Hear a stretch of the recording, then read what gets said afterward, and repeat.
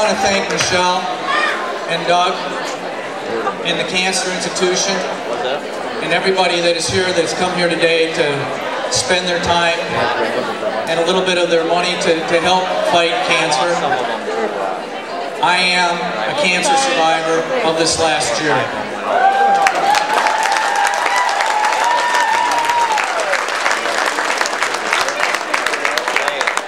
I had throat and neck cancer. Last year at this very time, I'd lost my job. When I found another job, I went out for the company physical, and during the physical, I found out that I had a hernia. And so I came back for surgery for the hernia, and while I was scheduling that, I found out I was diagnosed with squamous undifferentiated carcinoma. Now that's a term I didn't know anything about, and I'm a biomedical electronics technician, so I work in hospitals, but I hadn't been involved this closely to what I had contracted. What I had was some lymph nodes that were sticking out, and they wouldn't go back. And I found out that I had cancer.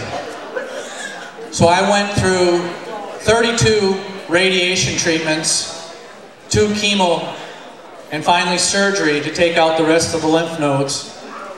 They turned out to be negative when they were biopsied, and I finally had a PET scan this October, and I am totally clear of cancer.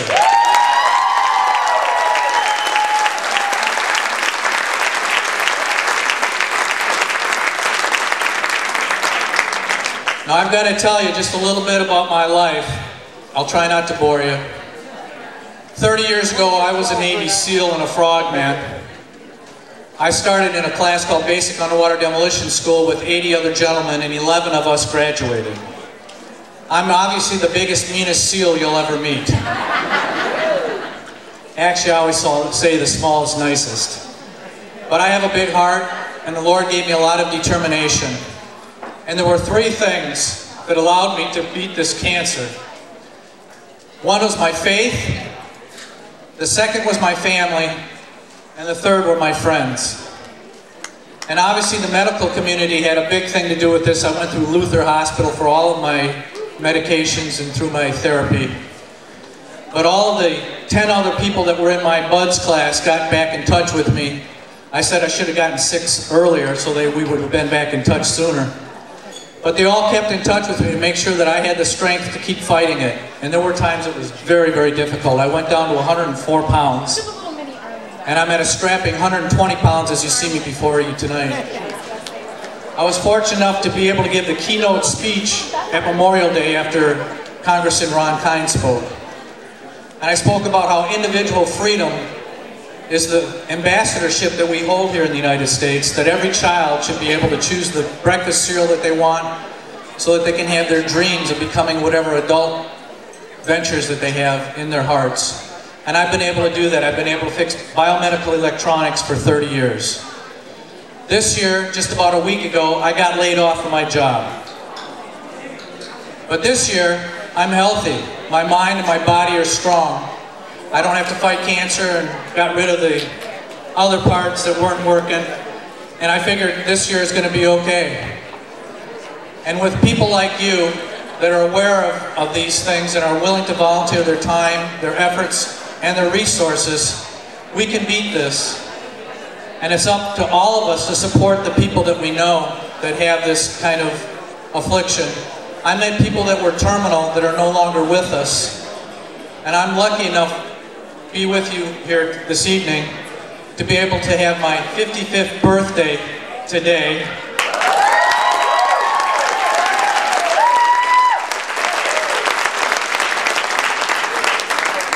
I can't tell you how great it is to be alive, because there were times when I felt awfully dead. Sometimes I was driving to my treatment and I would see people coming out with their garbage with 2 canes in their arms, hardly able to walk and pushing out their garbage can, and I was able to drive my caravan to go get my treatment. And I was praying to God to save me. I had both my parachutes fail in my 3rd jump, but that's how come I'm so short. I used to be 6'7", and now I'm only 5'6". Actually, I was always this short. But I would look at people around me and see that there were people that were in worse shape than I was, as bad as I felt for myself. And again, my faith, my family, and my friends allowed me to get through this terrible, terrible affliction so that I could go on with my life, and I guess God has another purpose for me. So again, I just want to thank you all for being here this evening, and again, for sharing your resources, your time, and your love. If you meet or know other people that have an affliction like this, please reach out and give them a hug, because sometimes that's the best thing any of us can do, and let them know that you love them. And I'd like to sing a song tonight so that I can show you that I'm 100% back.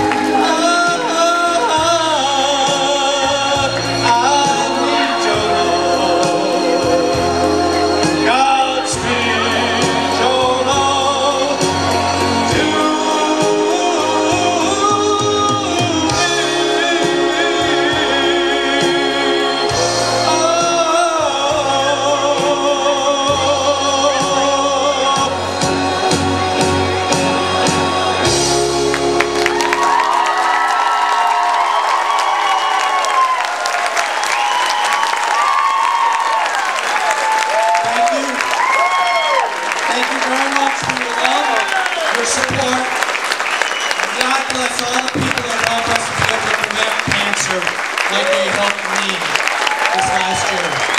I love my wife, Kathy, and my family, and all my friends, and keep the faith. Amen.